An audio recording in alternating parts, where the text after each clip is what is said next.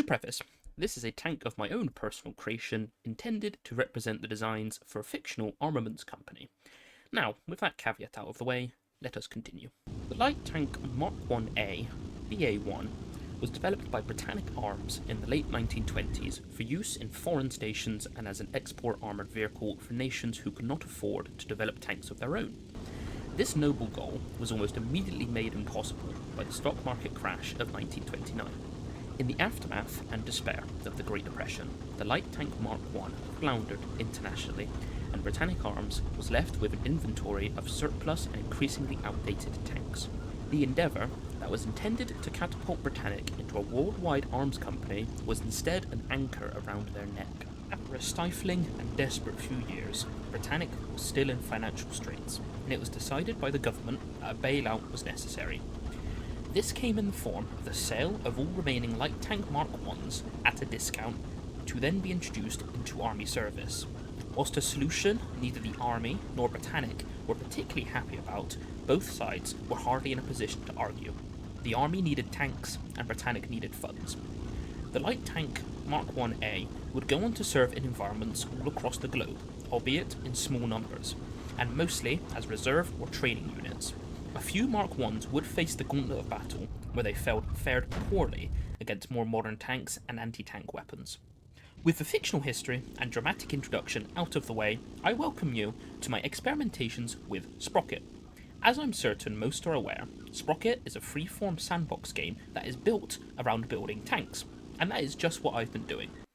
Here we can see the absolutely stunning light tank Mark 1A.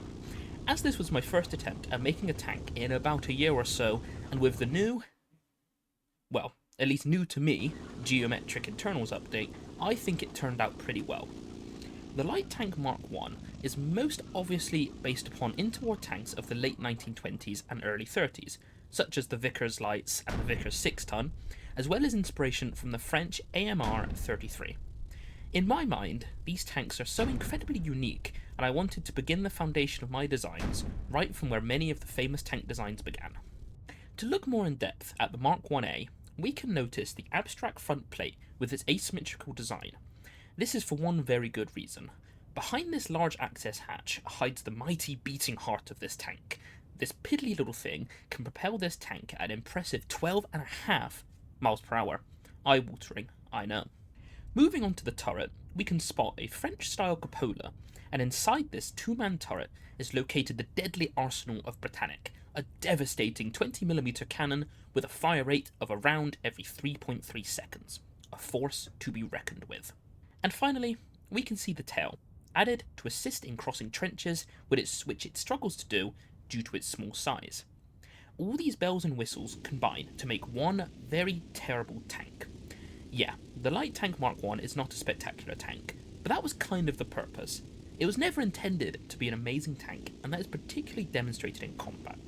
Whilst we view the dashing light tank engaging its enemies, we'll finish off this video with a quick discussion. I'd like to thank everyone who watches my videos. I make these primarily because I love tanks, but also because I have a desire to be creative and make stuff that appeals to me. I won't keep going, but suffice to say, I am grateful to the probably 4 people who are still here watching this part. I hope you enjoyed this, and have a good day.